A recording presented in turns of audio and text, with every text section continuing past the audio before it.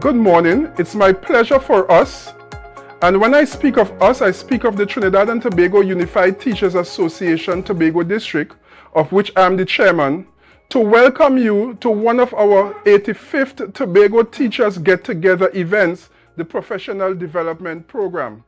And this morning promised to be a very fulfilling, a very enlightening, and a very resourceful one. But before we do so, I invite you, wherever you are, in your homes, wherever you are, to stand in your respective places as we sing lustily the national anthem of the Republic of Trinidad and Tobago.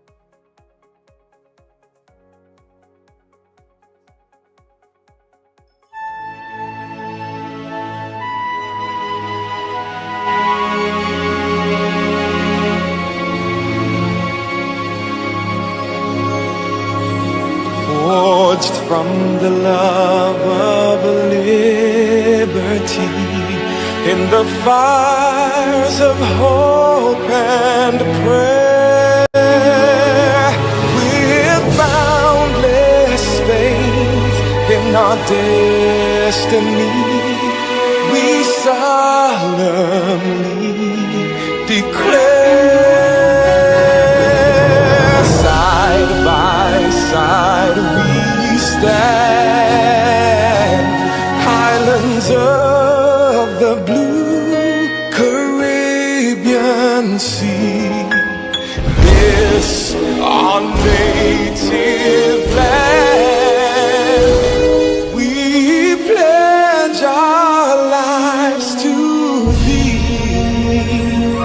Here every creed and race find an equal place, and may God bless our nation. Here every creed and race find an equal place,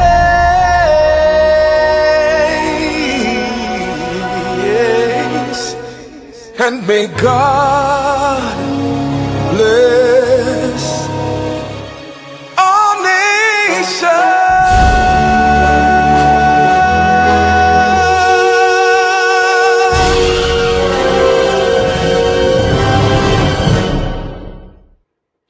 I ask you to remain in an attitude of reverence as we now invite Ms. Nidra Stewart, our District Secretary, to do the tutor prayer.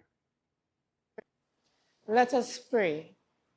Almighty God, you are the beginning and the end of all things and the source of everything we have and everything that we are. We thank you for having allowed us to be members of the teaching profession and for entrusting to us the education of our young people. We recognize the greatness of our vocation as well as the serious responsibility placed on our shoulders. And while mindful of our own limitations, we promise you, O God, always to strive to improve our skills with which you have endowed us. Strengthen us when our ideals seem to be falling or when we tend to look at things in a negative way. Help us, O God, to be true examples in deed as well as in word to our students, and to have a special care for those whose family life is defective or non-existent. Bless our association and give to all our officers and members joy in the work of education. Help us, finally, O God, to be true friends to our fellow teachers, and grant, when you call us out of this world, we may come to you to receive the eternal reward which, in your infinite mercy, you have prepared for us. Amen. I now invite you to let us have a moment of silence as we reflect on those that would have passed among us as comrades. I invite a moment of silence at this time, and I reflect over the past year. We had one of our teachers, Mr. Cyrus, at the Speyside High School. We had Miss Suzette James, another teacher at Bishop's High School. We also had Mr. McDougall, a teacher among us at Goodwood Secondary School. Additionally, we had our stalwarts of tutor, our past president, Mr. Clyde Permel, who would have past IR officer, Mr. De Freitas. So I invite us at this time for us to have a minute of silence.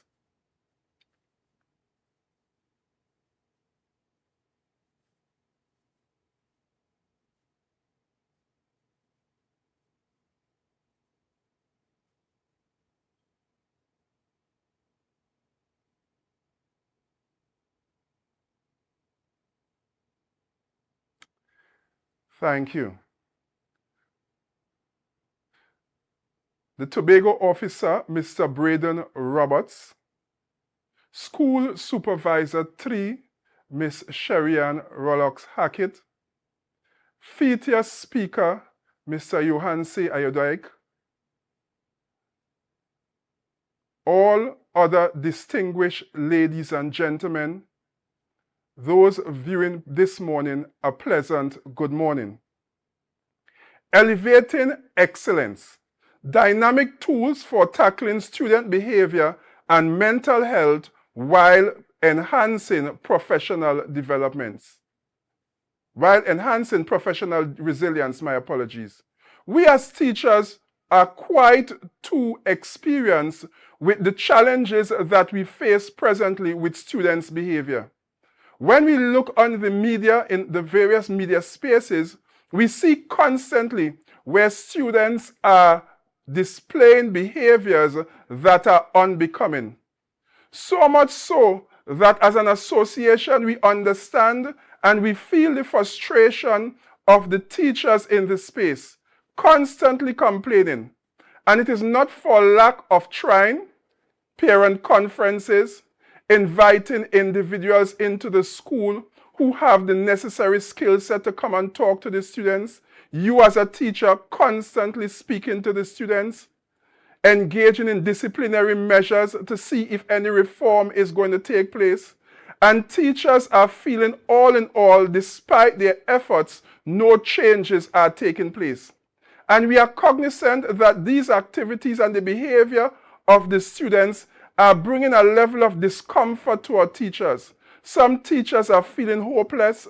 Some teachers are feeling that they don't have the answers, and that level of frustration is stepping in. I trust that this morning that we are going to be able to enlighten you, that we are going to be able to bring some level of relief so that what is going to be said and what is going to be done this morning is going to add to your repertoire, is going to add to your toolkit, so that you will be able to effectively at this time address some of the challenges that you might be facing. Yes, I agree. We mightn't have all the answers and we may not give you all the tools, but I trust that this morning as a responsible association, that which will be shared by our feature speaker and the discussions that would be generated would enable us to be able to at least start to tackle, start to address some of the challenges that we face in the various educational spaces, both at our primary and secondary school. Yes, because we are seeing even here in the Tobago space where our primary school is now being flooded with a number of behavioral challenges that we didn't hear about or we didn't or was not disclosed in the past. So again, I ask you, wherever you are in your various spaces, to sit back, to relax, and let us have a lusty and enjoyable morning. But most of all, let it be educational. I want you to listen attentively, put the pot on hold for now, and let's engage in some educational discourse. At this time, I want to apologize for the absence of the president of TOPSPA, Ms. Nicole Henry, who is unavoidably absent this morning. She was carded to bring greetings. For those of you who had your program, you will see her scheduled there to bring greetings. So I really want to apologize for her. She was unavoidably not able to make it this morning. Additionally, the APS representative as well was unable to make it this morning. All right, so we go straight along with our program. And at this time, I want you to sit back and relax and partake of the Scarborough Methodist School Classical Choir.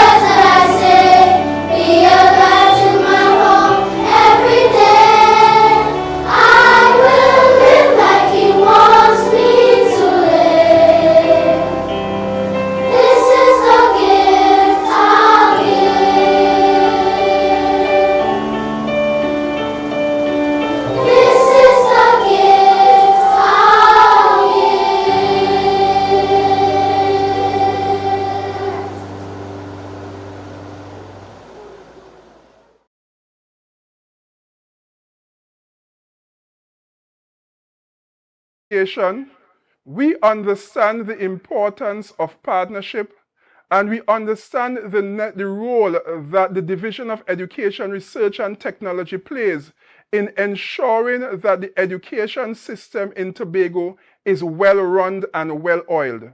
And as such, at this time, coming to bring greetings is the School Supervisor 3 of the Division of Education, Research and Technology, Ms. Sherry-Ann Rollox-Hackett.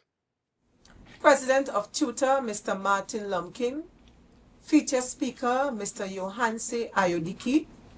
Tutor Tobago Officer, Mr. Braden Roberts. Ms. Suan Dimas, Tobago Representative for the Association of Principals of Public Secondary Schools. Mrs. Nicole Henry Waldron, President of the Tobago Primary Schools Principals Association. Members of the Executive Tutor Tobago District, teachers, ladies and gentlemen, a pleasant good morning. It is my distinct honor and pleasure to speak with you at this important workshop themed Elevating Excellence, Dynamic Tools for Tackling Student Behavior and Mental Health while Enhancing Professional Resilience. As the School Supervisor 3, I address you today not only as a leader within the education sector on the island, but more so as a fellow advocate for the well-being and success of every student in our care. I know the work you do every day, the challenges you face, the compassion you show, and the unwavering commitment you bring into your classrooms. This workshop must therefore be seen as more than a professional gathering. It is a call to action, a recognition that given our current reality as it pertains to student discipline, excellence in education cannot be achieved without addressing the growing and complex psychosocial needs of our students. We have all seen the violent, brutal videos involving our students attacking fellow students, and even parents who dare to get in the way. Even more alarming for some of us is the fact that many of these acts of aggression feature our female students behaving and speaking in less than ladylike ways. Against this background, my fellow educators, students' disruptive behavior and mental health cannot be seen as peripheral issues. No, they are central to learning, to relationships, and to the future we seek to build through our education system. As we gather on this online platform this morning, I urge each of you to continue to be passionate advocates for the well-being and success of every student you serve. I know it can be laborious, daunting, and challenging to your own mental health at times, but I beg you, don't give up. Instead, stay the course. Ensure that you put on your own mask first to preserve your own mental faculty as you continue to guide and support our students during these difficult times. Rest assured that your Division of Education, Research and Technology remains committed to providing you with the support needed to successfully surmount the current behavioral and mental issues present at our schools. Our technocrats at the Student Support Service Unit, working in collaboration with the School Supervision and Management Unit, will also continue to pilot and implement a myriad of strategies designed to impact positively on our current circumstances. So on behalf of the Secretary of the Division of Education, Research and Technology, the Honorable Ms. Zarisha Amina Hackett, Administrator Mrs. Sherry Ann Edwards-Louis, and on my own behalf, I wish you a successful workshop. It is our hope that you will use the opportunity presented by today's proceedings to share insights, explore challenges, and ultimately strengthen your collective commitment to fostering environments where students can thrive academically, emotionally, and socially. From managing behavior with compassion to supporting mental health with intentional strategies, our goal today must be crystal clear: to equip ourselves with the tools and understandings needed to elevate excellence in every corner of education on the island. Ladies and gentlemen, I thank you. Do have an inspirational day. And that was our school supervisor 3. Very profound, outstanding. She said, put on your mask first. As teachers, we have to maintain our mental health. Put on your mask first. Ensure that you are fit for task. But she also encouraged us, don't give up. Stay the course. And those are the encouraging words to you as teachers this morning as we have our professional development. Don't give up. The road may be challenging, but we have to stay the course as teachers. We are the bedrock of the society. And if we give up, everything fails. At this time, I invite Mrs. Dara Lee Williams George to do the introduction of our featured speaker, Mr. Yohanse Ayodike. Mr. Yohanse Ayodike firmly believes that every individual possesses the power to create positive change in their life, though they may not always have the necessary tools to do so.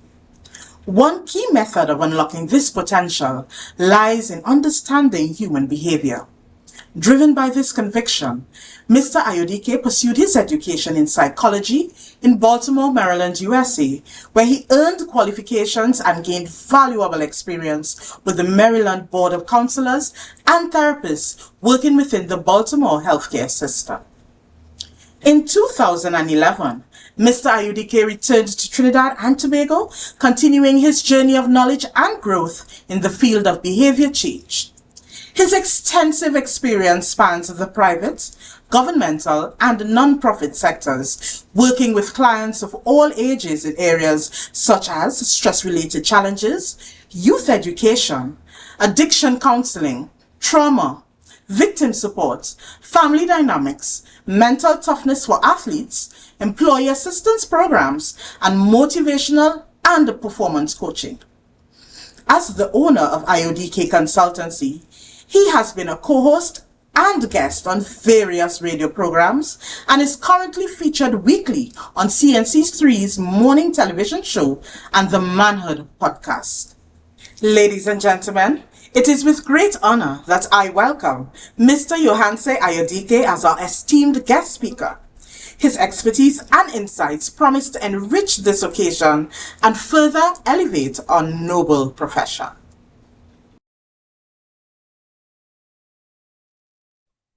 Good morning, and thank you for that welcome.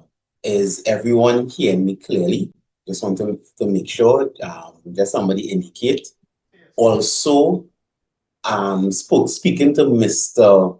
Rodriguez and the organizers, yes, there's supposed to be a question and answer segment after, but there's a possibility I may ask questions in between and you all can answer. I know there are people viewing also on YouTube and also here on Zoom. I'm not sure what other platforms, but if you want to ask a question, one of the moderators, please let me know when a question is being asked. I will also ask for group participation in terms of maybe a thumbs up, or if you disagree, a thumbs down.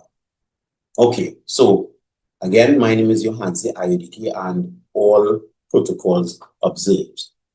So I'm going to share my screen. And those who moderate, you can just accept the request so that I can share my screen. In the meanwhile, just a little update.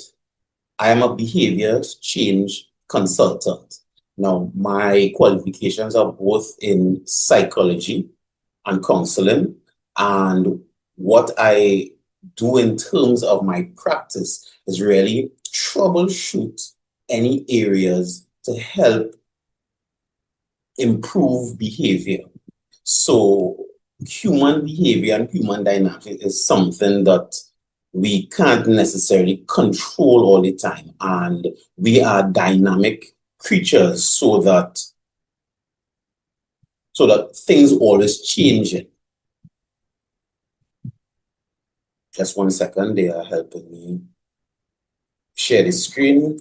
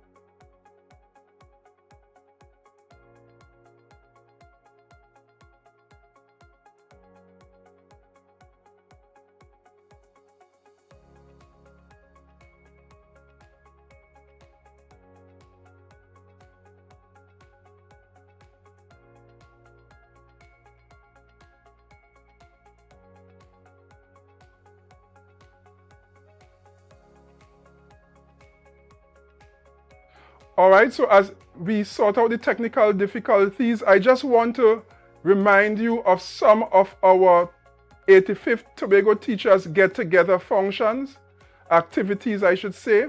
This evening we have a lime at the Signal Hill Secondary School starting at 7 p.m. and I invite all teachers to come out to the function. It's a cooler event, so food is going to be provided. You bring your drinks and you come and you relax. It's always important for teachers to relax, to have that downtime. We all know that the profession is a very stressful one. So the opportunity is extended to all teachers in the space. Join us this evening at Signal Hill Secondary School starting at 7 p.m. Come and shake a leg, come and dance, come and let's lime, come and let's talk. Let's have a nice time enjoying each other's company as teachers and the opportunity for us to distress. All right, so I invite you this evening and I thank you. Back to you.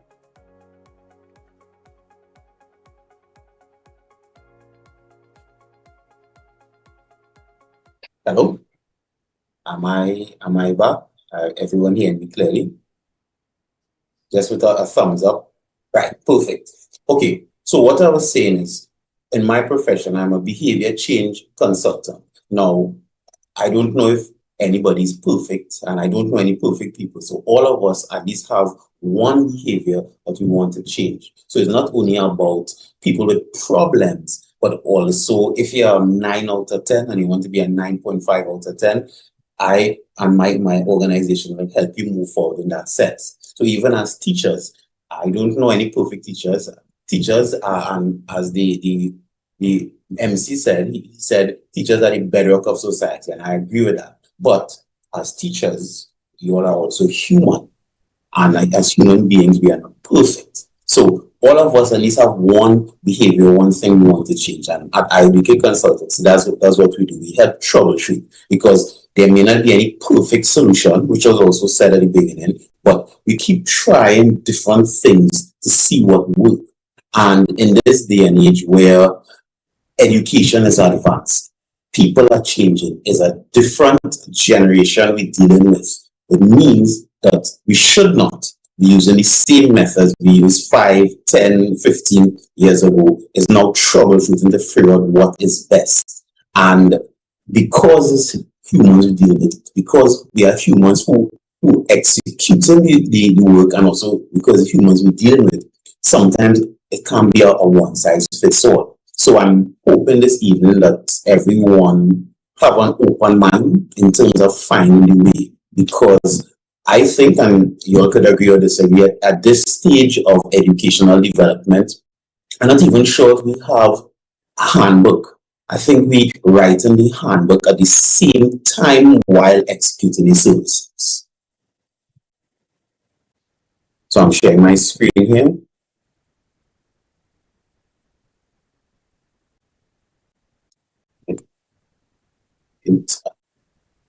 Just by a thumbs up, just let ensure that everyone is seeing clearly what's occurring on the screen. Okay, so the topic for today is developing tools for tackling student behavior and maintaining your mental health while enhancing professional resilience. Now, when I was given this topic, I realized that this is a lot. This is a lot. Even if we had a week to go through these 3 different aspects of things, this is a lot. Because firstly, developing tools for tackling student behavior, we could have a lot of discussion about that. So that's one. Then, maintaining your mental health. That in itself is an extensive topic to go through. And it says, while enhancing professional resilience. Now, I think this topic is indicative of the job of our educator, whether you're an administrator or you're executing in the classroom, because there's a lot to do. And I'm sure you all can think about it. You all are described as teachers or educators, but you all have many jobs. So if somebody could just type in the chat, besides being a teacher, how many jobs you have? So a teacher is one job. If you could put a number, how many roles you actually play, whether it is in the classroom or even in life. I'll give it a 2 seconds just for people to type. So how many jobs do you actually fulfill? And those who moderate, and I may not be able to see the chat at all times, so even if you could give me some feedback about what is being said in the chat. So anyone type in any numbers, how many jobs besides being a teacher do you fulfill? So just give a number. Teacher is one job.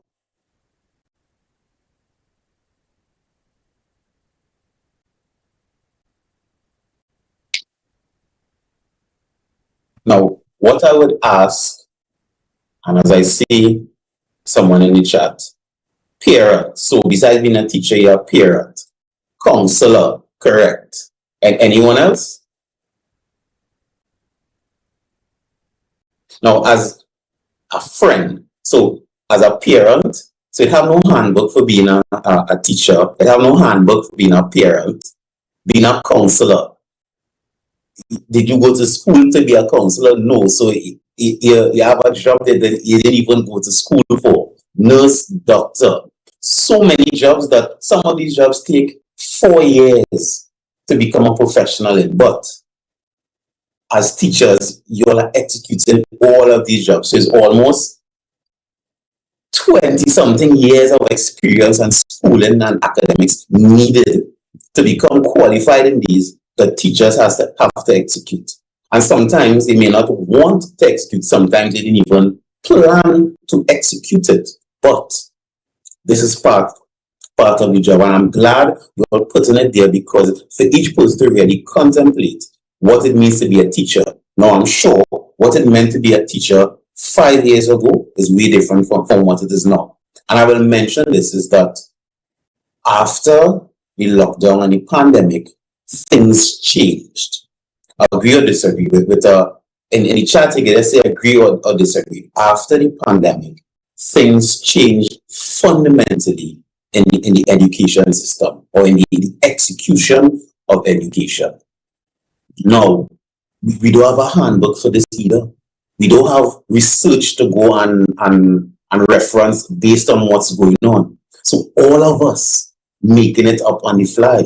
And nothing is wrong with that, because all of us are professionals in our own right. So that means we're coming from a place of knowledge, but sometimes even knowledge of something we're not sure of. But so we have to apply sometimes all outdated knowledge to present situation. And many times we run into difficulties. And of course, there's no indictment on us, because this is how it is. But I'm setting the stage to understand, one, the gravitas of what we're doing, and based on what we see in the papers, what we hear in the news, and even what was shared earlier this morning, that is a task. Now, because that task doesn't mean that it's impossible. It doesn't mean that we should look upon it with negativity, versus seeing it as new knowledge, because every time in history, new things occur.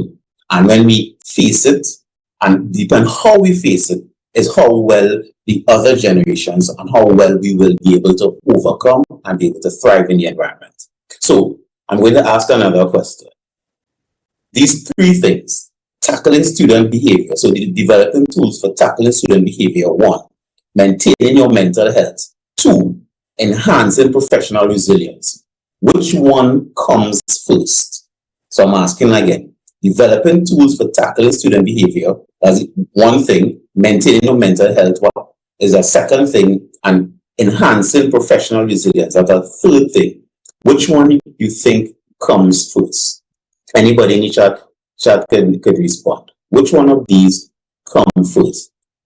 And I don't know if people are allowed to raise their hands and say something in between, but which one comes first? Okay, I have 2 responses thus far. Mental health. Mental health, another response, mental health. Maintaining mental health. Mental health. Okay, all right. So thus far, the overwhelming mental health again. The overwhelming response is mental health. Now, we hear mental health again. We hear all the time about mental health. We hear this term used, mental health. But what exactly is mental health? I'm not looking for a dictionary meaning of anything. To you, and someone again could raise their hand if they want to speak or type it in the chat.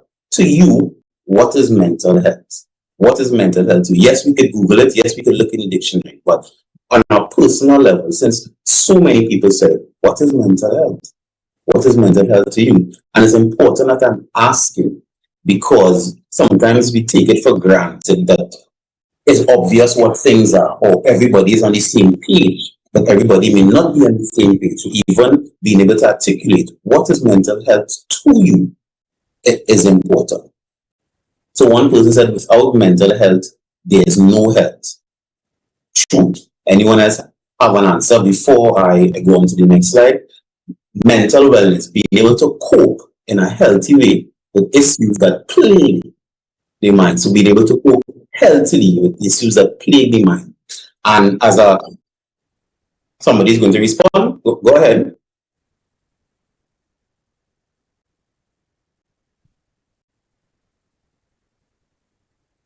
If somebody wants to respond, I heard someone about to say something, you all could go on. Okay, so I'll wait. From my angle, I can't see if someone's putting up their hand, so the moderator, they could also help me out and could always unmute the person and they could speak, just let me know.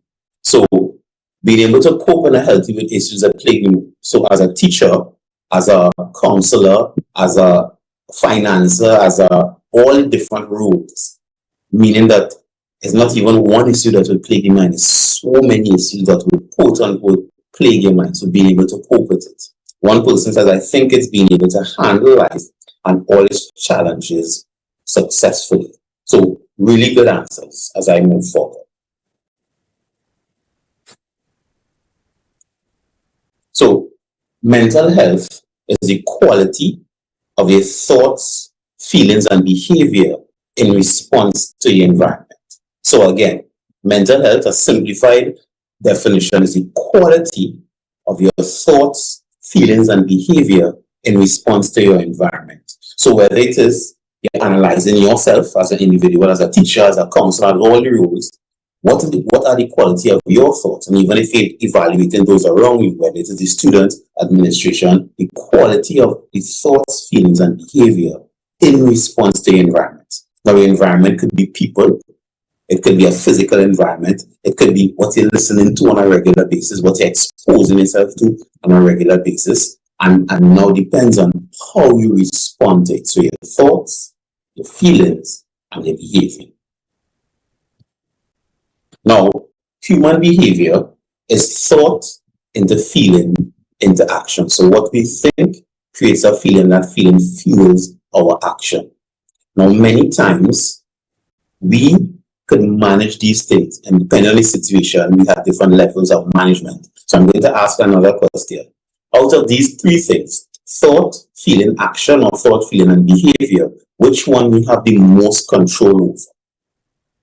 So again, human behavior is thought into feeling, into action, or into behavior. Which one do we have the most control over?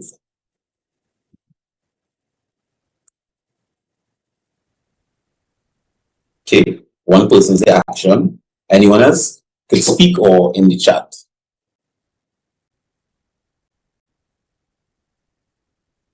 So again, human behavior.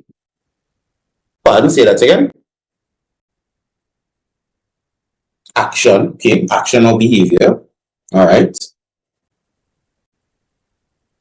Action in the chat also. Anyone else with anything different than action, or somebody said thoughts? Okay.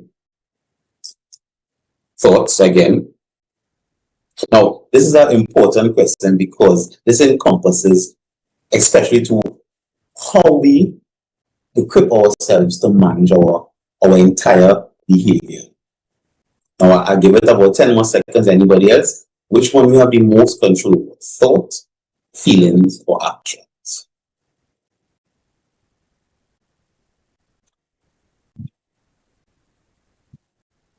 Okay, sometimes they have difficulties in controlling their thoughts and feelings. Okay, thank you for that. Now, the answer to the question is actually what we have most control over are our thoughts. Because even to change an action, you have to think something. So if you say, if I do this, then this might happen and this might happen. All of those things are thoughts. So thoughts are the genesis of your feelings and your action.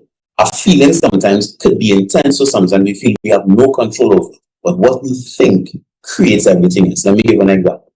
Let's say you walk into a room, you walk into the school, you walk into the classroom, and you say, good morning. You walk into the staff room, you say, good morning, and nobody responds. What is a thought that might come to mind? Anybody could speak or type in the chat. What is a thought that may come to mind?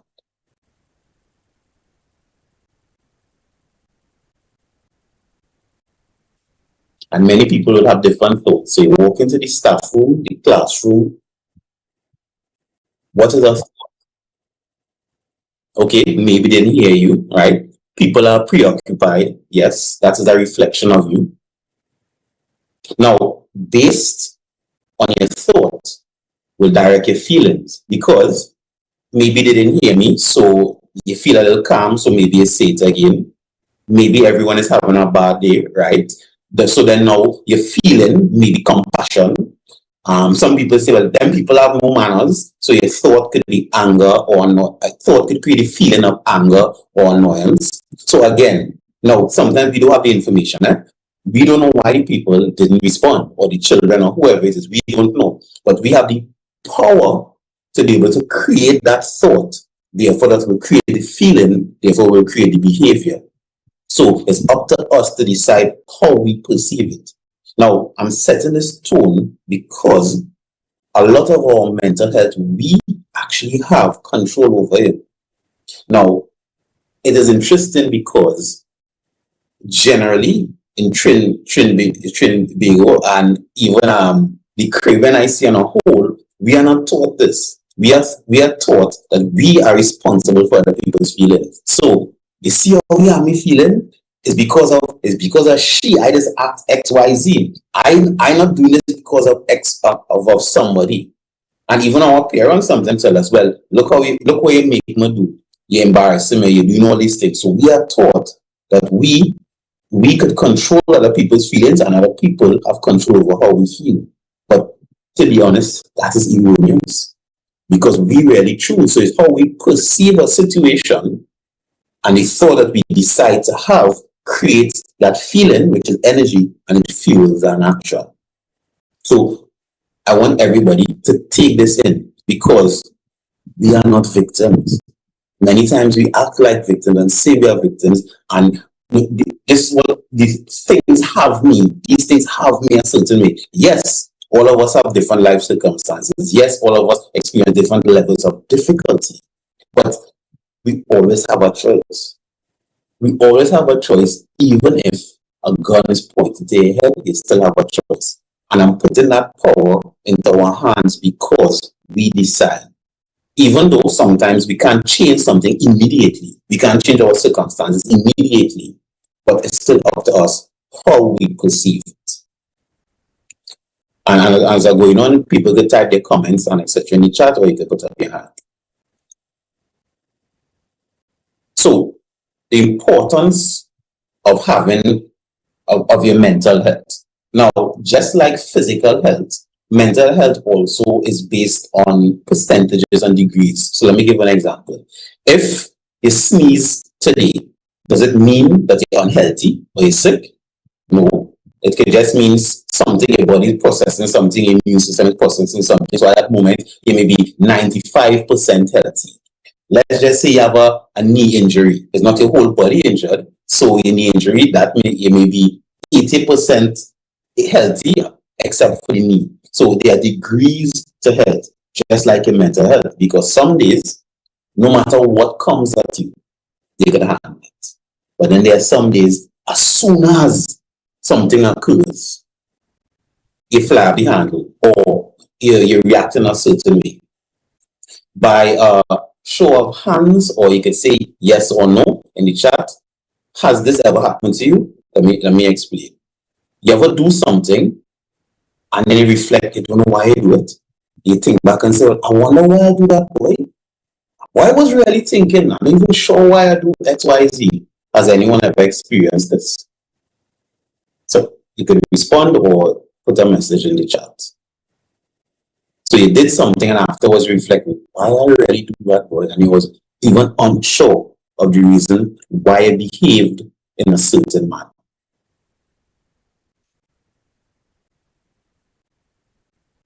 Right, so one person in the chat so far said yes. Right, and anybody say no? Anybody at all times know why they do every single thing at every single time? I saw me say many times when they were younger. Right, so therefore so far I'm getting agreement. Now, and what also happened to me. Now let me say, anytime we act in a certain way and we unsure of why, that is a major red flag.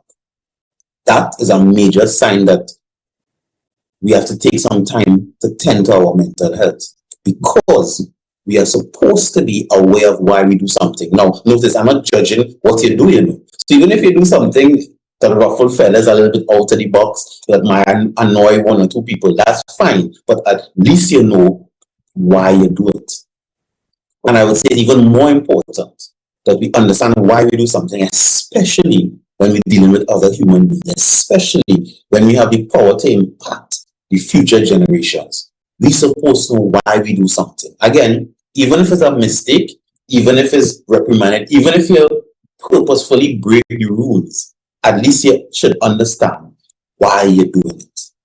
I'm sure you all heard this saying before, knowledge is power.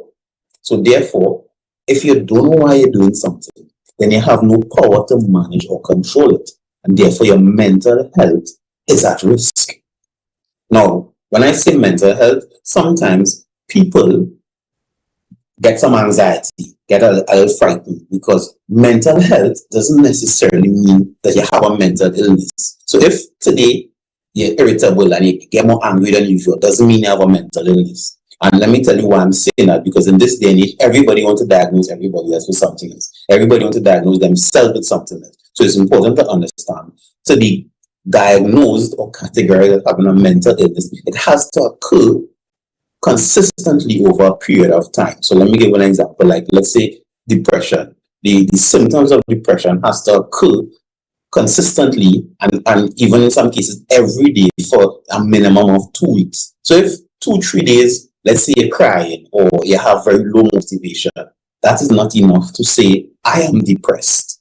But sometimes we say it and we embody it and it becomes part of us. So, and that's why I'm adding again, knowledge is power, right? If one day you're feeling anxious, or 2, even 3, 4 days you're feeling anxious, doesn't mean you necessarily have anxiety or you're suffering, and as you go to use suffering like anxiety. A mental illness is usually about and diagnosed based on consistent behavior, at least at a minimum of a 2-week period. So even when we analyzing children and people around us, our peers and ourselves, misdiagnosing and even giving yourself something which is have more weight than saying maybe I'm displaying some symptoms of depression, or I just probably not feeling like myself today and analyze why, versus saying I am suffering with something. Anyone have any questions or thoughts as we continue moving forward? So the importance of mental health. To enhance your emotional well-being, to boost productivity, to improve relationship, to increase resilience, and to prevent mental disorders. So enhance emotional well-being. Now, just by a show of hands, anyone here don't have any stress at all? Anybody here don't have stress?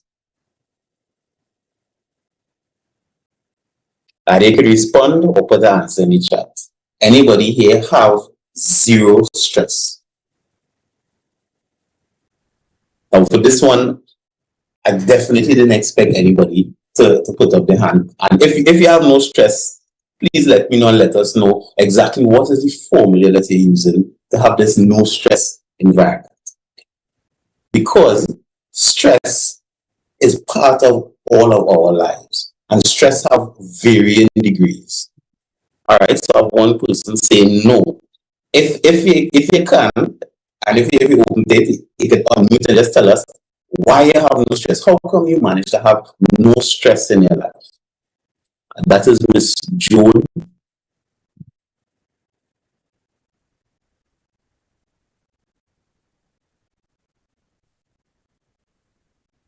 Miss Joan, let us know what's the formula that you have having no stress in it. And moderators, if it's possible to unmute her. But if not,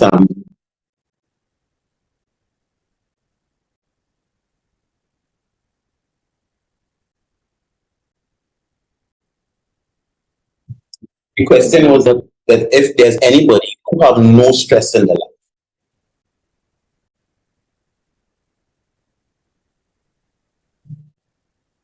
Mm-hmm.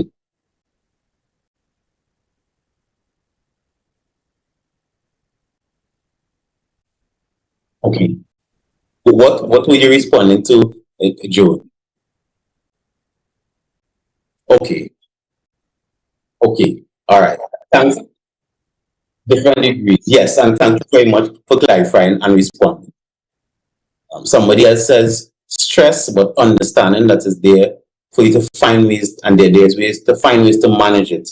And sometimes it often appears to be none. What I've realized is that we get better at managing stress. We get more skill. So sometimes something that may have stressed us out yesterday or last week, when it comes again, because we found these skills, deal with it, it may not stress us out anymore. Now, stress comes in many forms. Something as simple as a change. You're usually go and buy breakfast by somebody every morning, and that morning they're not there. In that moment, because they're not there, it causes some level of stress. It may not be catastrophic, but there's stress. And I'm using that example because change is a major aspect of stress. That change is something we can't predict.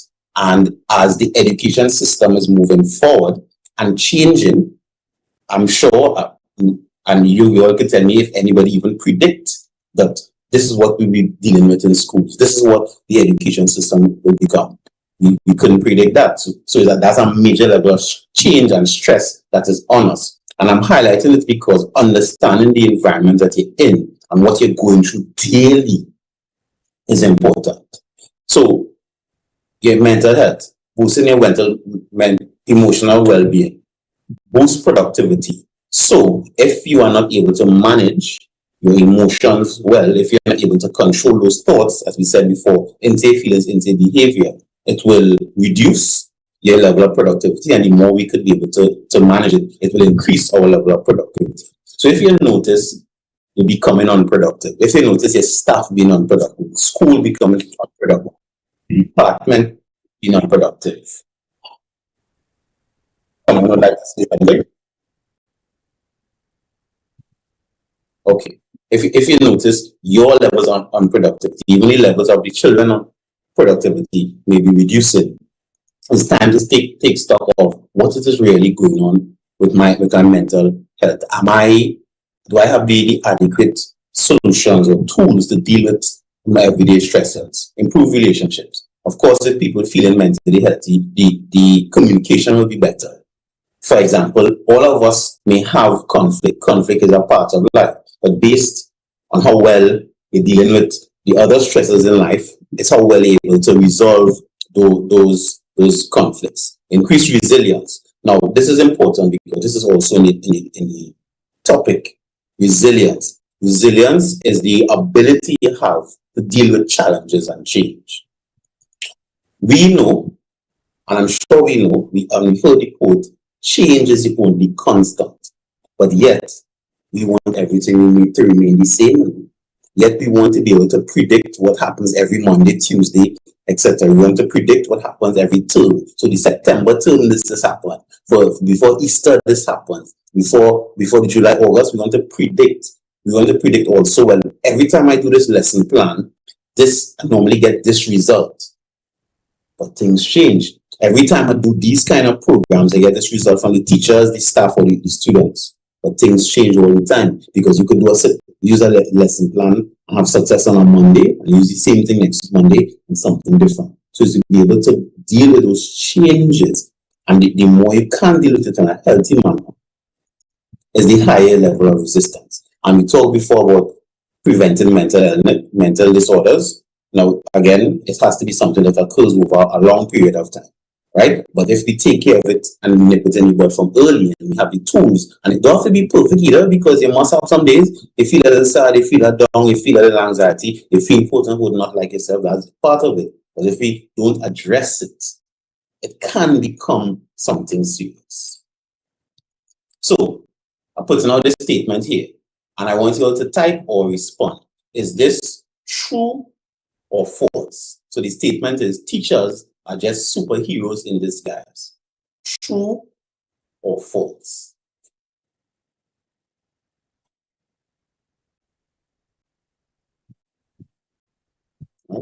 Consider it for a while, think about it, and let me hear the responses.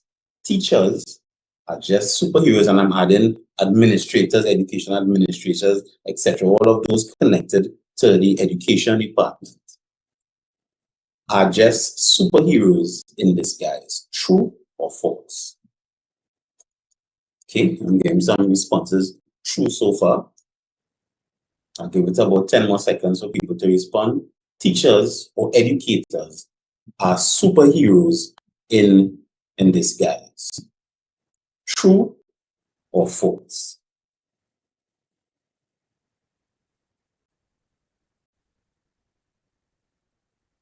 Right. So thus far, in the chat, I see true.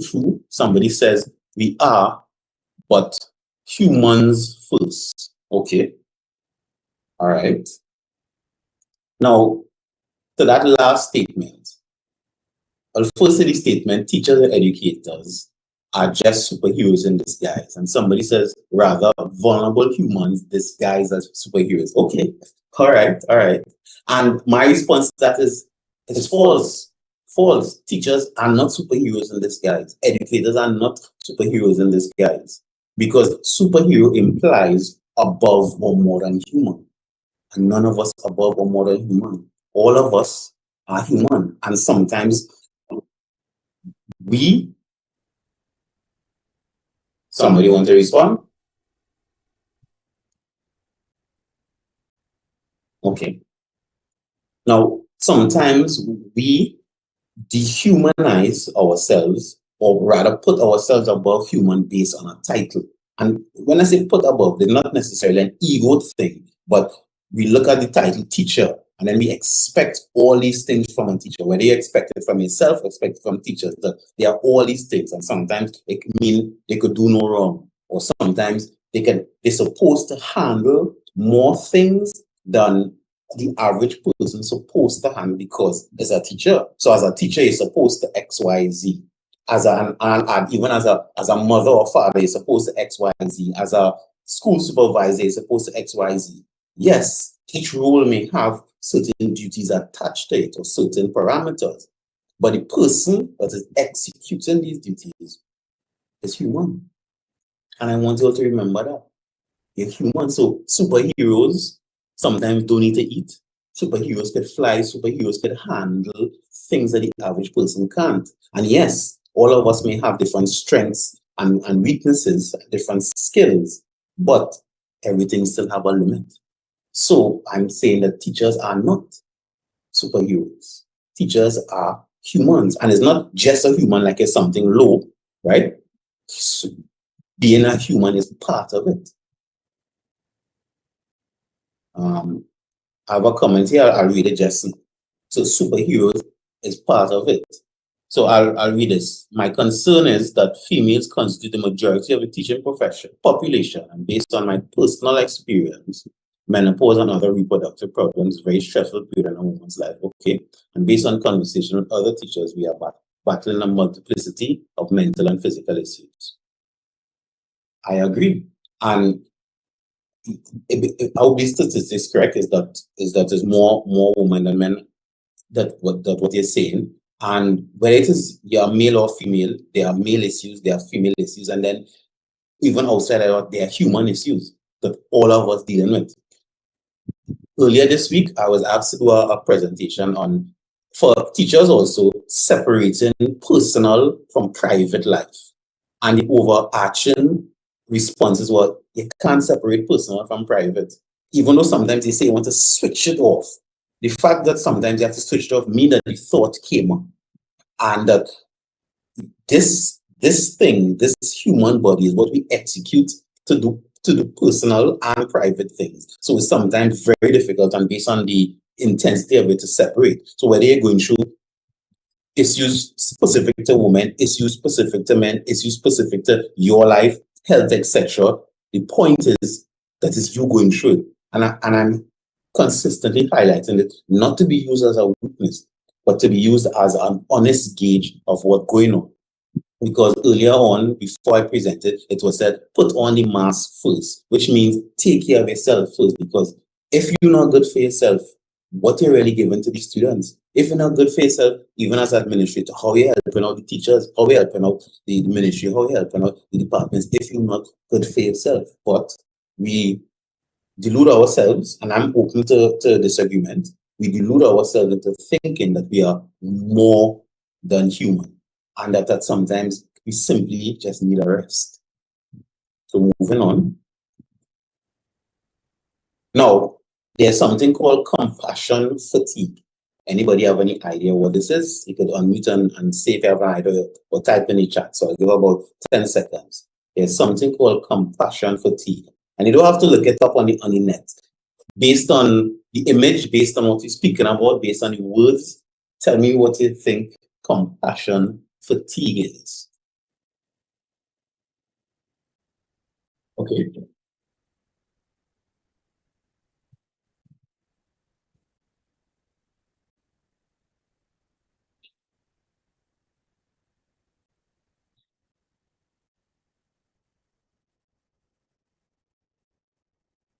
Mm-hmm.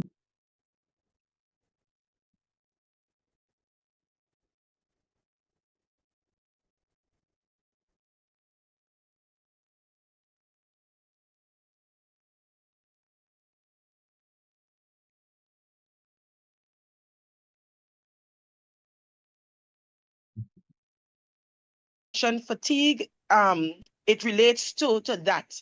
You are the one that everybody expects to understand that they have a challenge. And it seems as if nobody understands that you yourself, in dealing with all of this, now become overwhelmed. Perfect. Thank you very much for that response.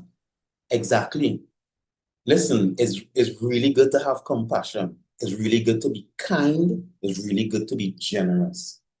But there's only so much of that you could do for a long period of time, you know, because dealing with other people's emotions and demands is tiring.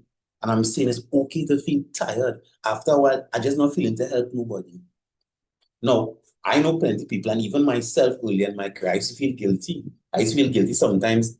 People overwork. I have so many clients, but I want to help people, but I'm tired. And I used to feel bad about it. And I know many teachers who are my clients who feel bad. Oh God, you know, I just really want to help the student. I want to help the country. I want to help my town, my village, etc. But you're tired. And admitting and being honest about it, being tired, is good mental health. Pushing yourself beyond the limit, right? That even to the point of your detriment is poor mental health. And sometimes we celebrate it. We want to martyr ourselves. And many people who get into the teaching profession, the education profession, the helping profession, most of us think that overworking ourselves is what is admirable. Someone want to say something? Okay. So we think it's admirable. But what we're doing is, essentially, we are killing ourselves, right? And then the very people you want to help, you don't even have the energy for, you don't even have the health for, and then you put yourself at an even worse disadvantage. So thank you also for giving that perspective, not only from a teacher, but as an educator. So if you look at the image, you there, but your brain clog up, your mind in a cloud, And what ends up happening sometimes is we start to operate on autopilot. Now, here's the danger with autopilot. Autopilot, you're not aware of what's going on. So that's when you do things and you don't know why you do it. You're just kind of just reacting to things and you're doing it and you realize, okay, you're driving and you realize you drive somewhere and it's not even there it was going. You realize you write something and you write the wrong thing and it's not even that you're supposed to be doing. And you're just there on autopilot. You're reading something and you have to read it over 1,000 times, the same chapter over and over. Because literally you are tired. So compassion fatigue, emotional and physical exhaustion that results from prolonged exposure to the suffering of others. Now, it don't have to be necessarily as deep as suffering, but just caring for others. It is characterized by a decreased ability to empathize. Because sometimes we reach that stage. Sometimes we reach a stage where I guilty for feeling that because as a teacher or educator, I'm not supposed to feel that. But it's the truth of how you feel. Or sometimes it translates into other aspects of your life. So you put in all the effort in work. Now you don't care, or you care less about your own children or your own family or your own husband or your own wife. Or you're trying so much to care for home. Now you come to school and you don't care about certain things. So understanding and being honest with yourself when these things occur, because this is part of it, because you're not a superhuman, because you're not a superhero. It's okay to say, you know what, right now, me feel like I care about anything, you know. All right, why is that? And you analyze, and then you do what is necessary. All right, so question time. And you could type in the chat, or you could respond. Can the current general behavior of children be described as normal? So again, can the general current behavior of children be described as normal? And if you're responding, whether it's yes or no, tell me why. Give me an example. It don't have to be long. Tell me. And if somebody could unmute to and let me know your response to this and why you see. So can it be described as normal? Yes or no? I'd love to hear. I want to wonder if every generation would see it differently. Maybe the way we behaved way back when would not have been considered normal back in that time. But because we are not accustomed to that, we are seeing it as not normal. So I'm just wondering, I don't know. Okay, good response based on generation. Anyone else? I was about to say the same thing. Good morning. Yeah, it's based on what you went through. So back in my time, I would expect them to behave the way I behaved. So I would say that it is not normal. But for their circle, it is normal. Right. And I like that. And some people say if you're paying attention, you will see it is. Because, and that's why normal in inverted commas, because we always talking about normal. We always have this benchmark based on what we think the world's supposed to be versus what other people doing, and then we describe it as abnormal or different, right? Even something as common sense, like, and this is my experience, that common sense does not exist. People say it's not common, but in my experience, common sense does not exist. At least not initially. What exists is your sense and my sense. What exists is the teacher's sense and the student's sense. But until a conversation is had about what is going on and there's agreement, then the sense becomes common. Once you inform somebody, hey, this is what is going on, then it becomes common. But we think it's common, so that when somebody does something, we think, well, it's obvious they're supposed to do X, Y, Z, and it's obvious they're supposed to know X, Y, Z, or by this age, they're supposed to X, Y, Z. But it has never been like that. Even though I grew up here and my parents said the same thing, right? So we use words like mad, crazy, weird, or even say that something is wrong when we don't understand.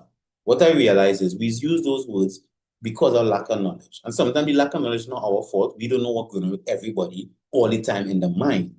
But to say that something is wrong first, even though they're breaking the rules, right? They're wrong for breaking the rules, but the behavior may not necessarily be quote unquote wrong for what's going on with them, which a few people highlight.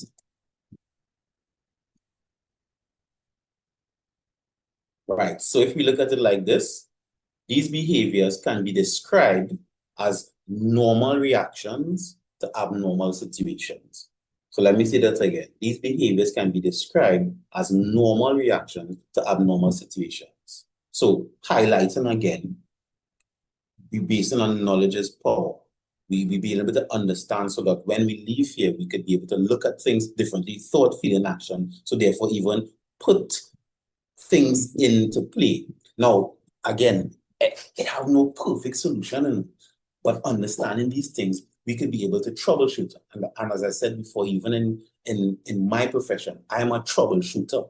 And I think teachers are troubleshooters also, which is you see something, you figure out how to solve it. You put in a method. It might work, it might work, it might work halfway, but the thing is to continue trying. But if you continue trying based on outdated thoughts or outdated methods, then you wouldn't get the results. If you do it based on common sense, well, I view the world a certain way, things have to be a certain way, is something wrong with the children, then we may not be able to come up with it. So I'm not saying the children are right also. What I'm saying is not even right or wrong. It is normal reactions to abnormal situations.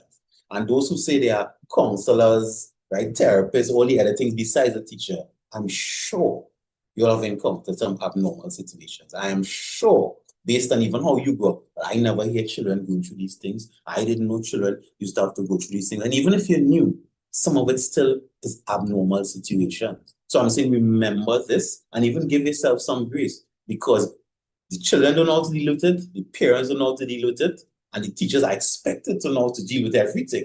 But you all are still human. And we don't have any book to read, go back and read. Hey, so last time it had COVID, or last time it had this, what these people do, we don't have that to do. So, and that's why I'm really appreciative of the division for even putting this out. And just a little side note, one what I like in the name of the division is the research part, because we always need to be researching.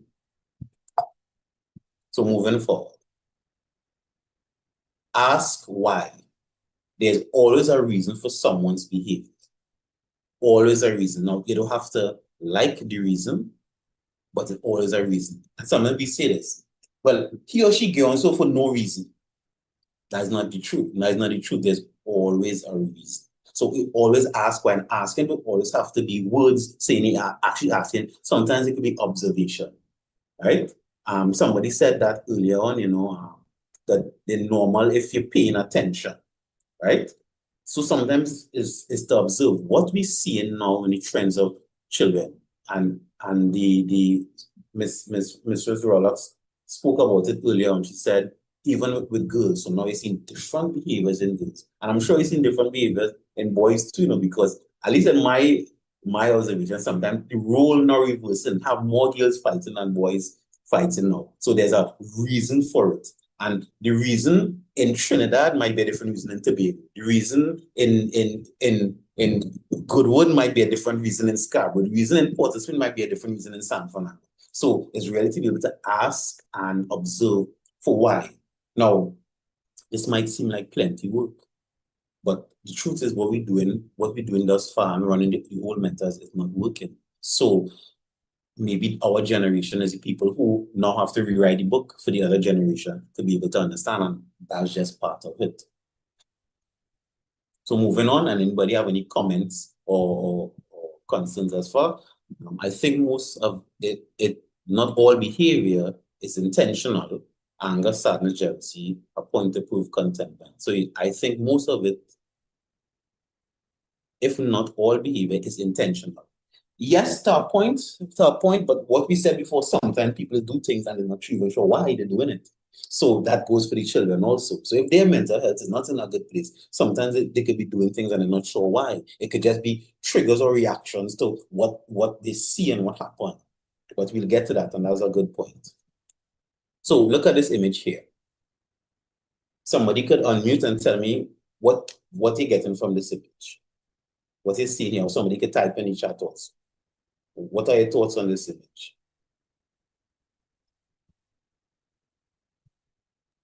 If I may, I would say this is what is happening in society now. We have put children at the forefront where with the psychology and so on. I'm listening to your presentation thus far. With the psychology where we give children all the rights, we cater to all their needs, and the adults are the ones who are put in the back burner, having to please these young children. And to the topic you had before, I think what persons are struggling with now is the philosophy. Are we as adults to be dictators? Are we to be pragmatic in our teaching with our students? How do we balance the indoctrination we had from before to this child-centered learning now? But to answer this particular question, I think we are putting children rights, children emotions, children in front of everything else, where adults are to bend now to see how they can meet those needs. Okay, thank you very much for that. And that was well said, because that is the truth. That is the truth. And sometimes this is unpopular. Up till last week, 2 homes here asked me to come to do some work with children because they're unsure of what to do. Now that quote-unquote children have all these rights, so that corporal punishment was taken out of the equation, but it wasn't replaced with anything. They don't know what to do. Like, and children literally telling you, well, you can't do me anything, I will call children's authority. I will call the authorities, etc. Just like when I was growing up, all the stories I heard about what used to happen in the US, that our parents warn us that we can't do here in Trinidad, now happening here in Trinidad and Tobago. So yes, children in charge entitlement. And of course, by no stretch, I'm implying that children don't have rights. Of course, children have rights. But what I've noticed, and this is something to think about because I don't have to be absolutely right, but it's an observation, is that my parents, those are people born in the 1960s, 50s, etc., their generation, they had plenty work with little reward. So I'm saying they had a lot of work with little reward. And they try to indoctrinate that to us, to me, as the millennials, which is people born in the 1980s, late 70s, etc. Try to indoctrinate that into us. But we were traumatized by it, right? So we rebel against it. So the opposite now, we, the 1980s children, late 70s children, maybe early 90s also, we now doing the opposite. So what we are doing is saying things like this. You all can see. I want to give my child everything I didn't have. I don't want them to have it as hard as I did. Before I go on, anybody tell me your thoughts on these two statements?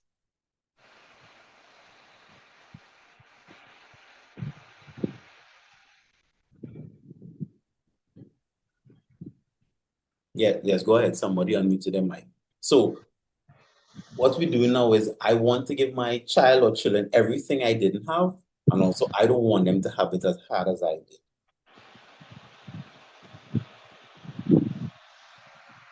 So I was having a conversation with somebody only last week, and I mean, this is how we think.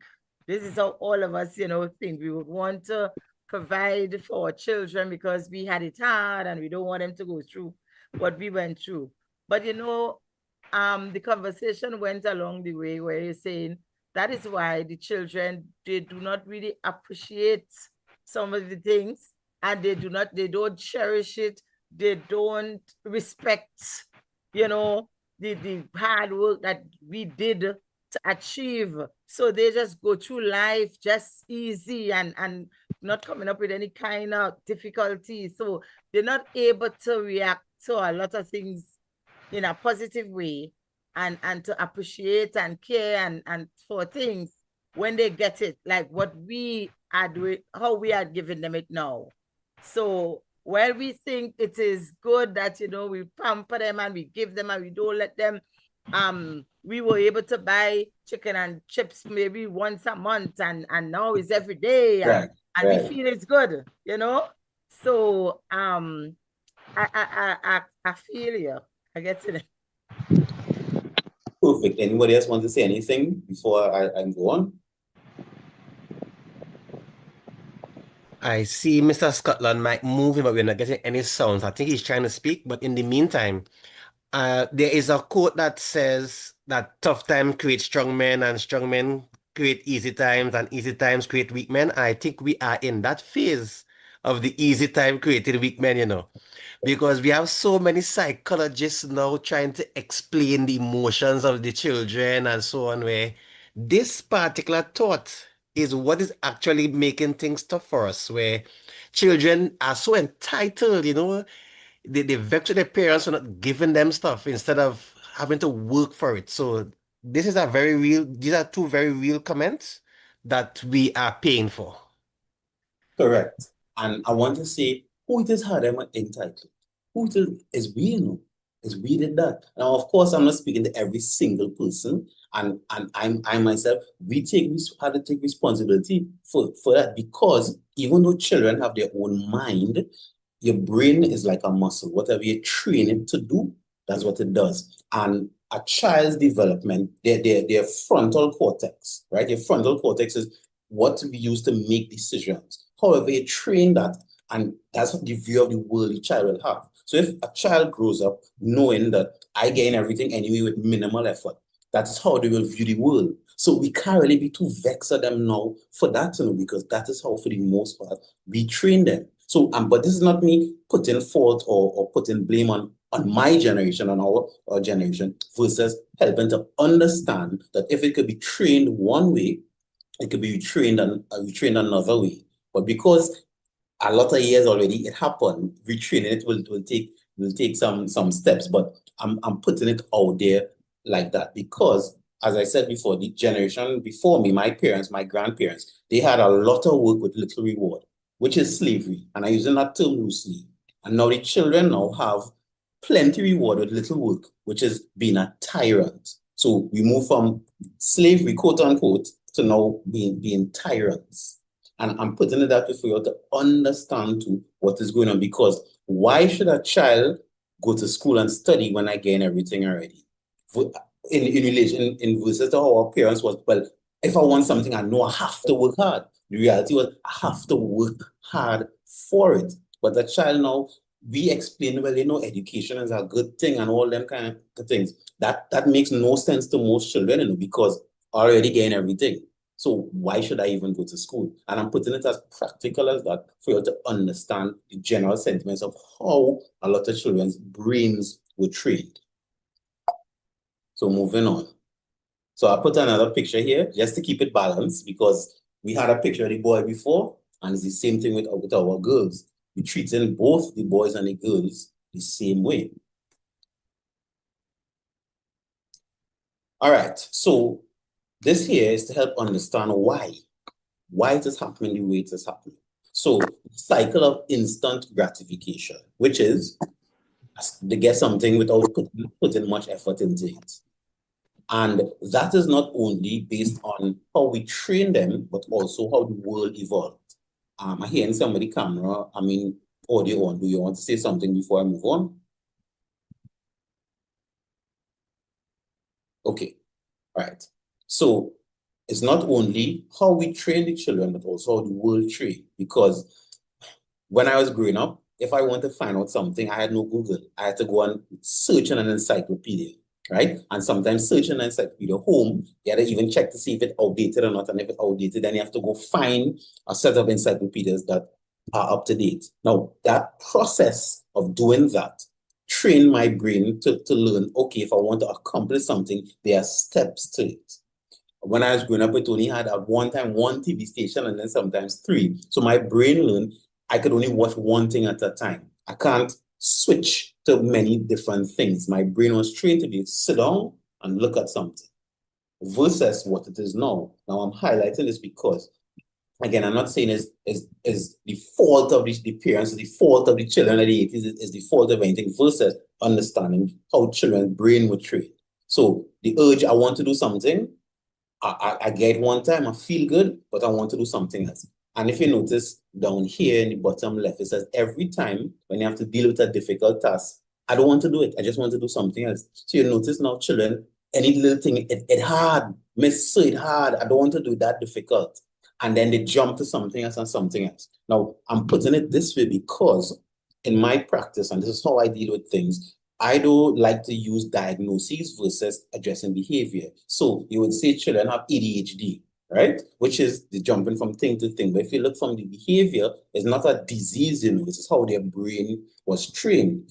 One, children, the parents bring them up soft. So why should they sit and focus on anything? My brain accustomed to As soon as I don't like it, I could throw it away. I could jump to it. As soon as I drink a bottle of water, I could drink half and rest the bottle there. I eat snacks, I leave a little piece, and I drop it there. That is how my brain was trained, because my parents pick up after me, they allow me to do it, etc., etc. So now, why do I have to sit down and concentrate on anything? And that's your brain saying, I'm not accustomed doing that. So it's not even an indictment necessarily on children sometimes. Why I have to do this? I want this now. Right? Anybody have any thoughts so far before I move on to the next diagram on this cycle of instant gratification and how it relates to some of the behavior now that we see in children?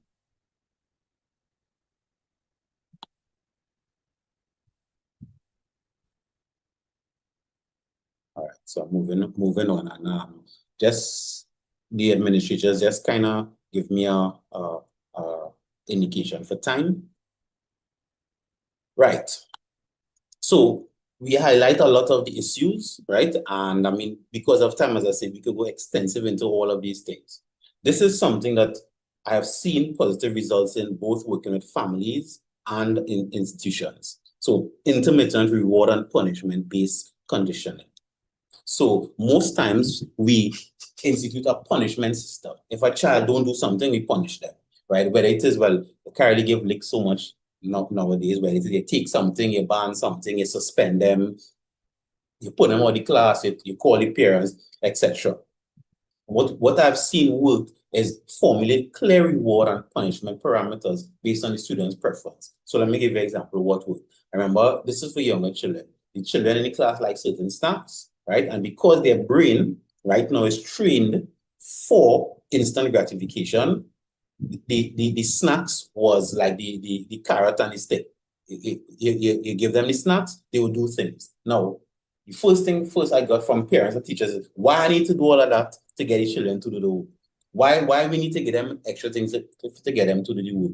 Now, one, because the brain accustomed to that. And if you look going down, I will address that part of it. So first, you want to train the brain to at least do the work. So right now, if the only way you get them to do the homework is to give them a snack, if the only way you get them to do homework is to give them a half hour of TV or tablet or whatever it is, you use that first to get them in the habit of doing it.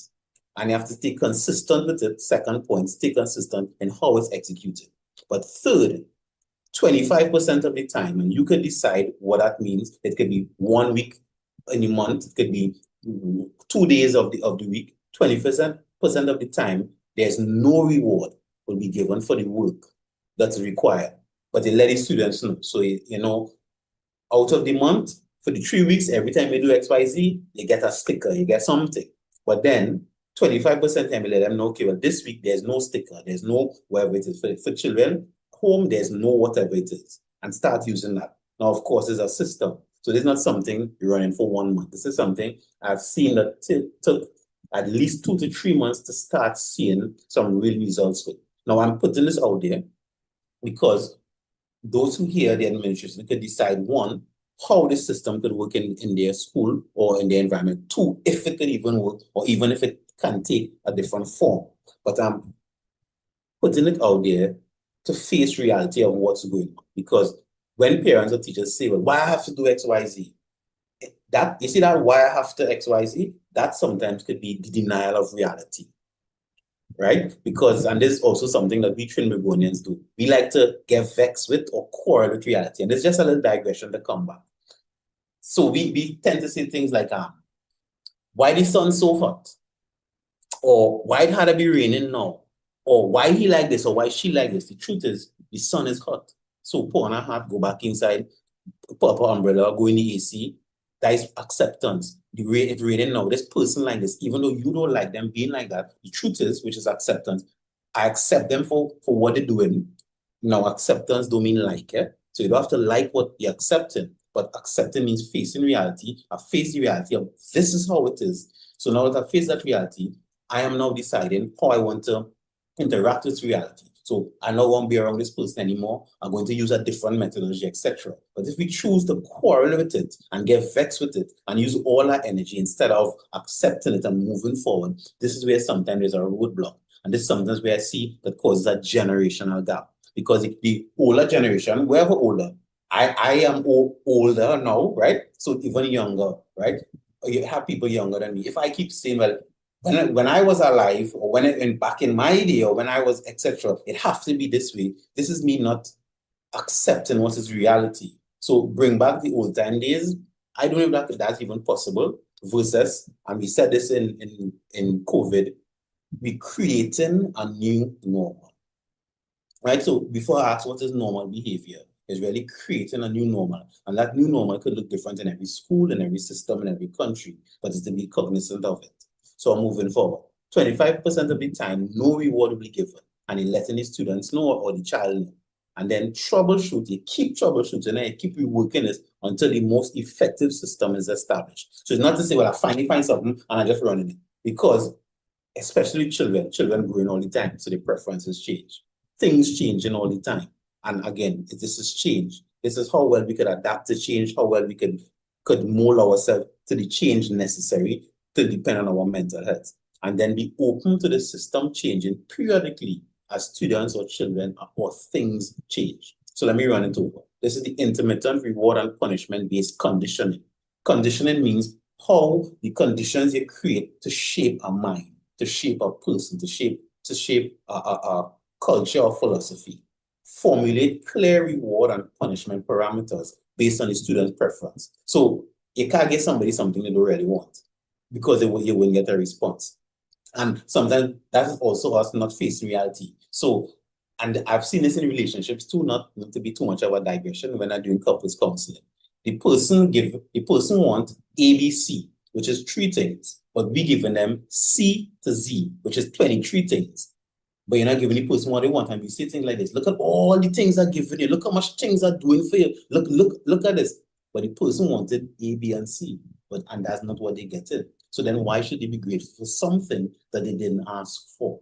So that is something to seriously consider. So before I move on, anybody have any thoughts on the system, both on the chat or you could unmute and let me know.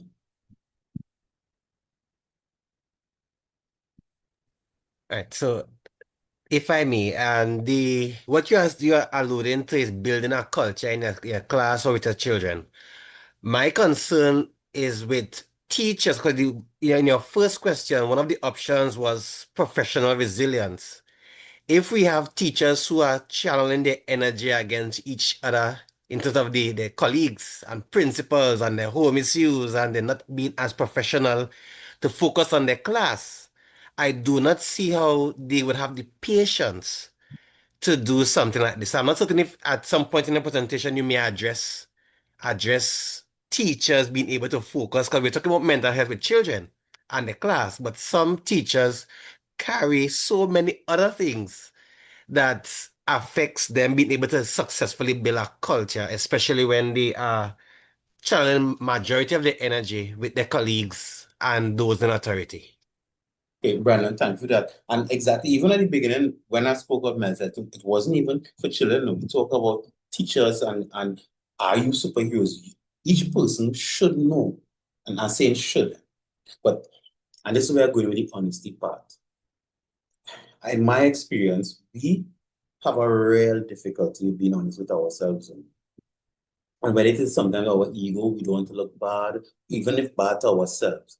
If you're struggling, you're struggling. If you see somebody struggling, they're struggling. And sometimes, and this may sound a little bad, and I'm being frank, is that sometimes the bigger picture, bigger than the one person. And if somebody's struggling and you let them know, somebody else let them know, you give letters, you send them to the EAP and etc., and they still don't want to do it, then we have to consider other options, because evolution, the only people that survive evolution is those who are willing to change. So all the animals or organisms in the kingdom, right, in the kingdom that don't want to evolve, they're no longer alive.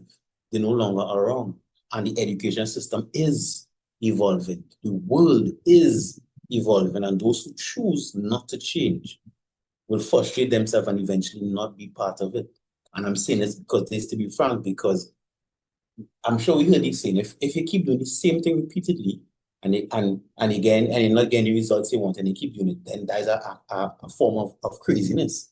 And We can't be crazy in the education system, because then if we being crazy, it's craziness we creating, and it's craziness we purport, and society then will quote unquote are using that to be crazy. So it's understanding the facts of things. If something not working and not working, if a teacher or administrator don't want to be cooperative with the path forward, then probably they have to be changed, or else things will fall down. And right now, if we look at the country, things not going well. So that is the truth of what is going on. That's the truth of what may be happening. And one person, quote unquote, may not be able to change the whole system, but people in the whole microcosm can. And the most you can do is be honest to yourself and true to yourself about what it is going on. So whether it is a department, is a ministry, so is a school, etc.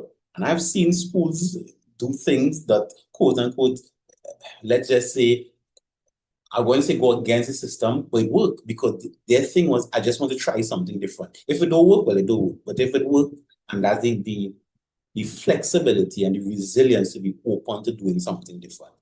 And yes, administrators, I saw the time, so I'm moving forward. So this is just a quick fact. Now, those of you who don't know, dopamine is the chemical that is produced that helps people want to do something, right? So when they do something and they feel good, they get dopamine. So when you give unexpected rewards, the dopamine spike is higher, meaning that when you create these systems, and sometimes children don't expect it, sometimes you switch it up and you do different things. That's why sometimes when you have a unique lesson plan and you do different things, that children seem more interested. Even for us, when we go a meeting and the same meeting over and over, and you know what to expect and you don't like it, it's become boring, you don't really want to do it. But if something different occurs, then you want to do it. Somebody want to say something?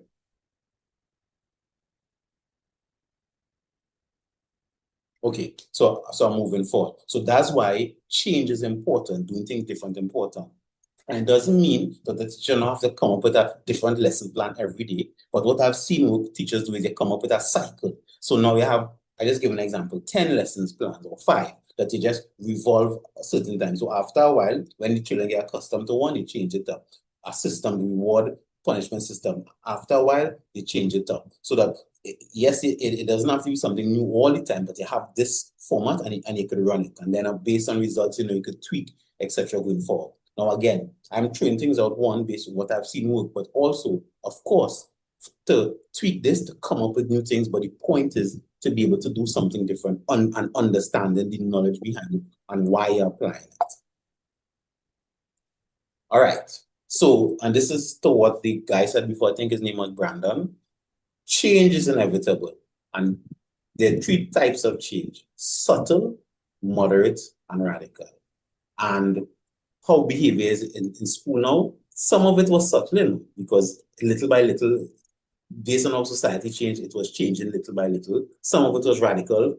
COVID happened, different things happened, social media came into play, right? And some of it moderate. So even for you personally, and this is a subjective thing, you have to decide what these changes are for me. Is it subtle, moderate, or radical? And based on how you analyze it for yourself, you could know now how much energy I need, how much adaptation I may need to do this. So for some people, there's small things that change, but a small thing they can handle. For some people, there's a real major thing for me. So I know it takes a lot for me to be able to deal with it. But this, again, being honest about yourself, and this is where your mental health comes in. Being honest about what you really feel and going through is a highly important part of the engagement for mental health. So with this understanding change, success is your ability to adapt. And we spoke about that before. Now, why we resist? Why we resist change? Change is inevitable, but we want everything to be the same.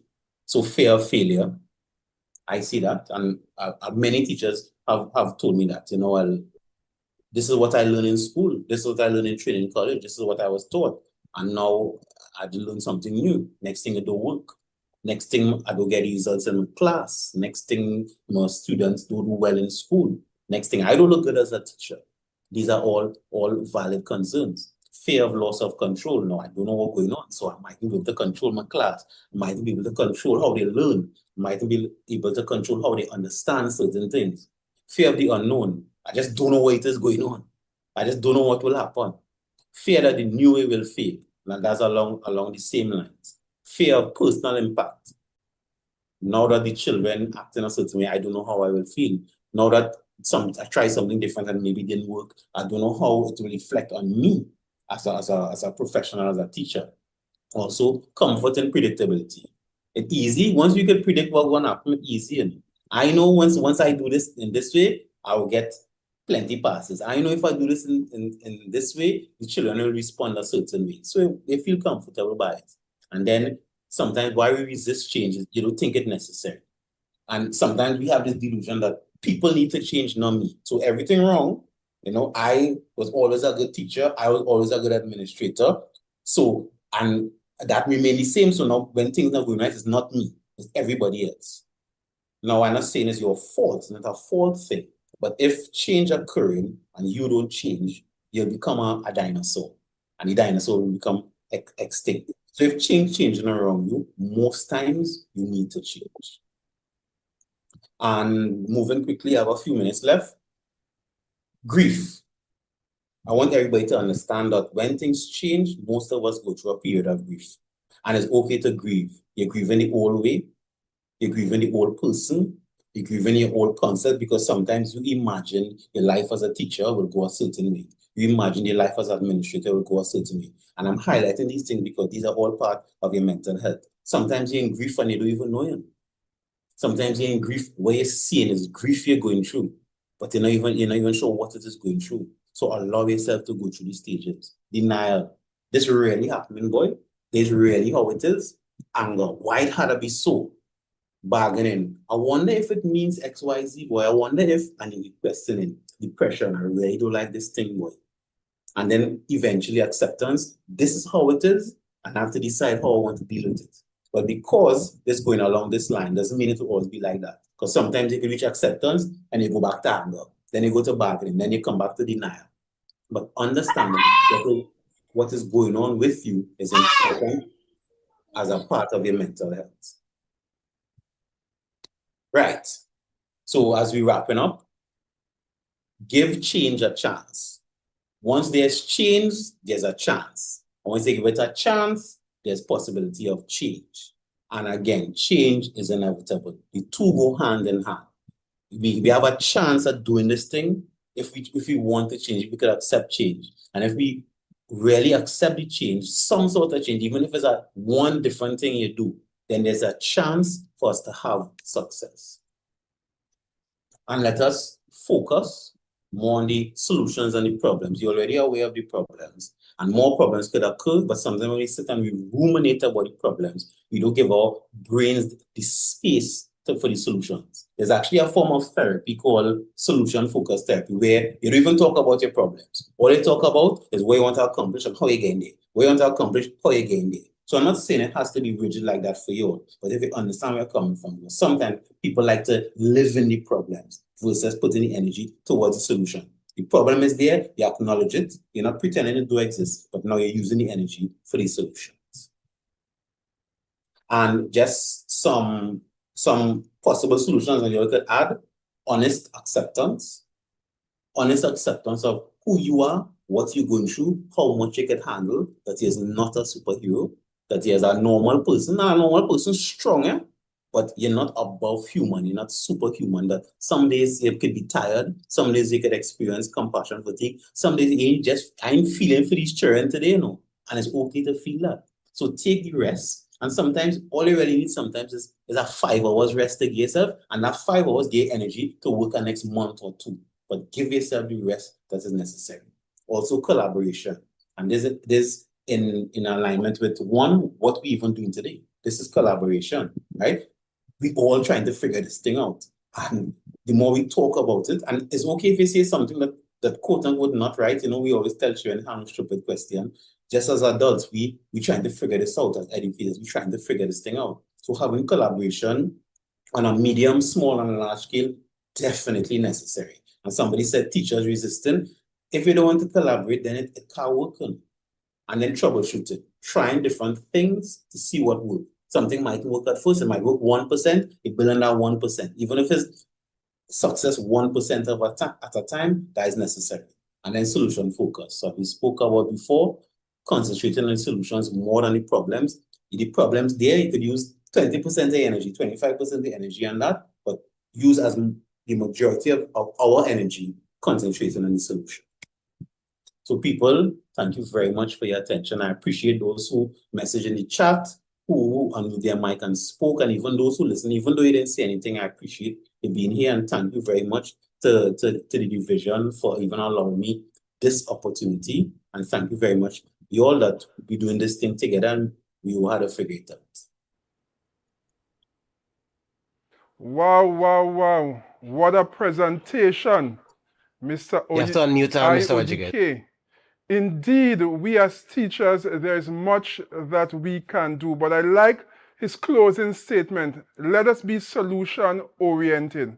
So much. I got about 4 pages of notes over his discourse, and I know that you as teachers would have been enlightened, would have been fulfilled, and I trust that that which you have gained today, that you're really going to put it to use, that you're going to build upon it. Let it be the foundation to assist you in moving forward with the many challenges that you have in your class.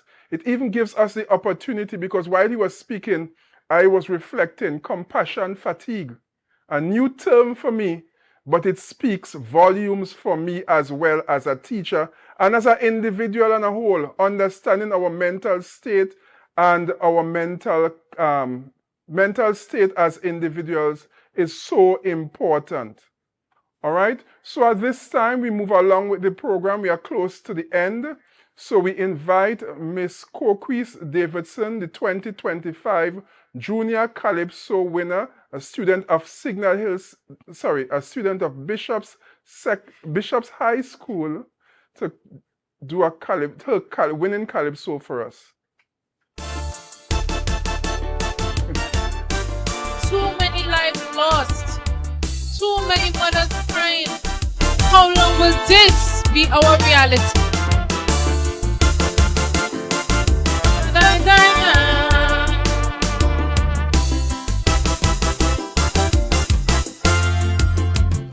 What a situation facing the youth today.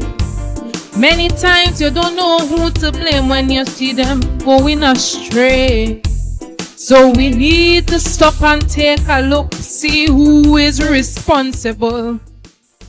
As we face the negative forces and social struggles, today all we see is corruption and multi-standards by those who supposed to be role models and leaders.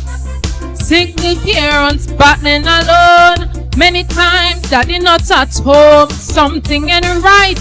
This is my plight.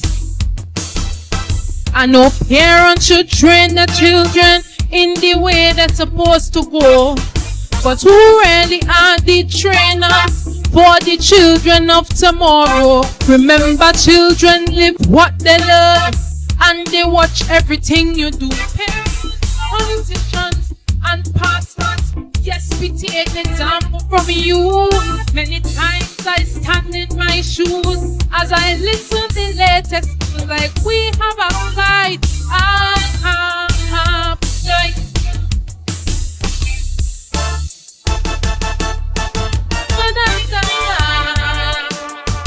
this one is for the youth.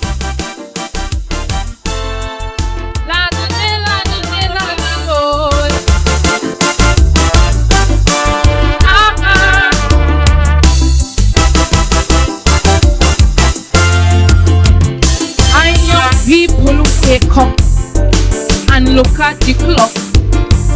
When you're choosing friends, you should know when you go there, don't bring your back. Too many youths today are hooked on a bad rhythm, hypnotical music and lyrics poisoning the mind. And sadly we see the criminals, they're getting so younger. Caught up in robberies, women-based guns and murders, and reprisals always will come, guns blazing from gang to gang. I live in fright, This is my plight. I don't care to train the children in the way they're supposed to go.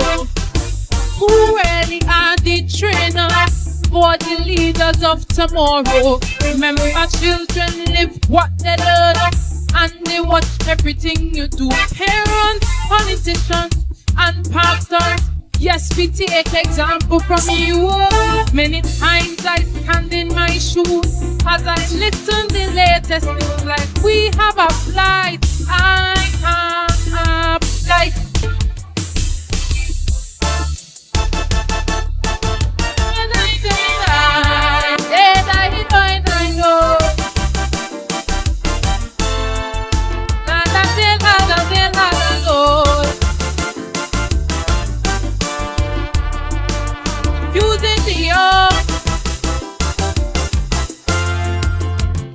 Well, sometimes I wonder, all in one listen this thing.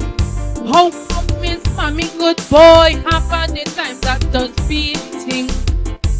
How come most of them bandits are little black boys?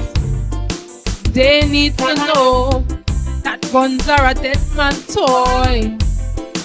Then some innocent bystander catch a stray bullet, and someone may be dying because one order a hit. Many families left alone, crying in pain cause I love the one gone. They put out their light. This is my plight. I don't care to train the children in the way they're supposed to grow. But who really are the trainers for the children of tomorrow? Remember, children live what they learn, and they watch everything you do. Parents, politicians, and pastors, yes, we take example from you. Many times I stand in my shoes as I listen the latest news, like we have a flight. I have a flight.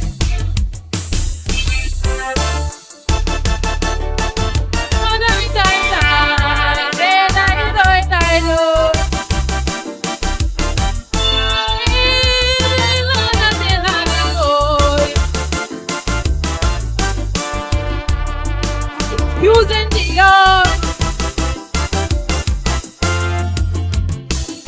Now is a good time.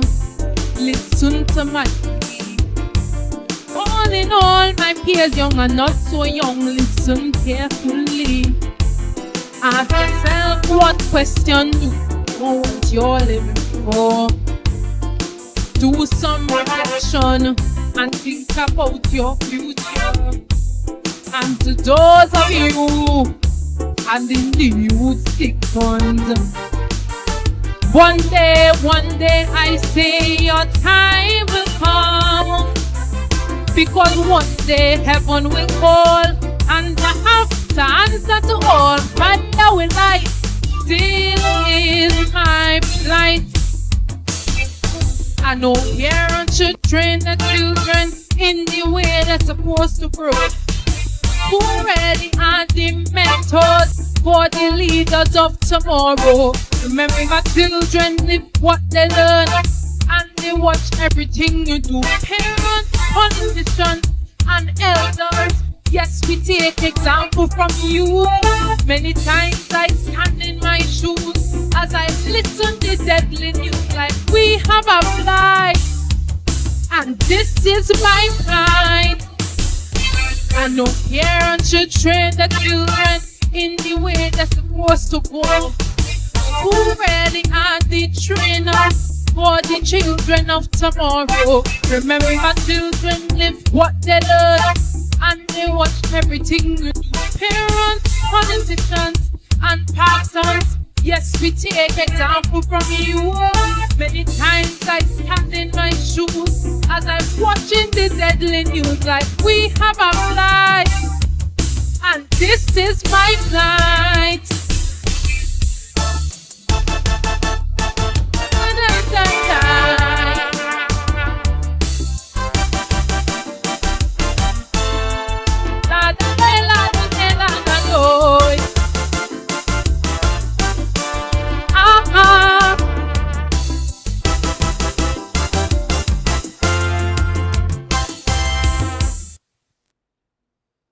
Coquise Davidson Bishop's High School 2025 Junior Calypso Competition winner. And what a powerful song that is. Who is responsible for training our children? Who is responsible for training our students? Teachers, our role is tremendous. Our role is a huge one. We have a significant part to play as well. They are entrusted with us every day, 5 days a week for approximately 6 to 7 hours. What we do in those 6 to 7 hours have a significant part to play in transforming the lives of those students to whom we are entrusted. And we have to hold this course, as our SS3 said, we have to take our responsibility as well. Though a large one, we are more than able and capable. As many say, we have a vocation and not a profession. So see it as a higher calling. See it as a divine calling. See it as an opportunity that you have to fulfill on this earth. At this time, we are coming to an end of our program. But in all things, we must give thanks. And we thank you, the teachers, for gracing us with your presence this morning. Despite today being a holiday, you were out here and you participated. So at this time, I turn over to our Vice Chairman of the Tobago District, Mr. Ruel George, who is going to do the vote of thanks. Comrades, ladies and gentlemen, it is with immense gratitude and a truly humble spirit that I sit before you today, reflecting on the enriching experience we have all shared at our annual Teachers Get-Together Professional Development Day. As we draw this impactful session to a close, thanks must be conveyed to all our esteemed contributors. Our deepest appreciation goes to our esteemed feature speaker, Mr. Yohanse Ayodike. Your insightful presentation has not only enlightened us, but also ignited a renewed sense of purpose and equipped us with invaluable strategies.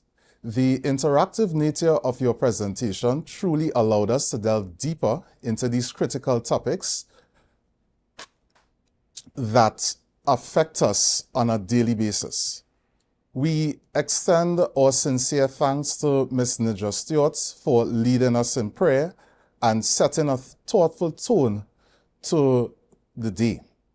Our gratitude also goes to Mr. Dion Rodriguez, the chairman, for his ability to chair the proceedings.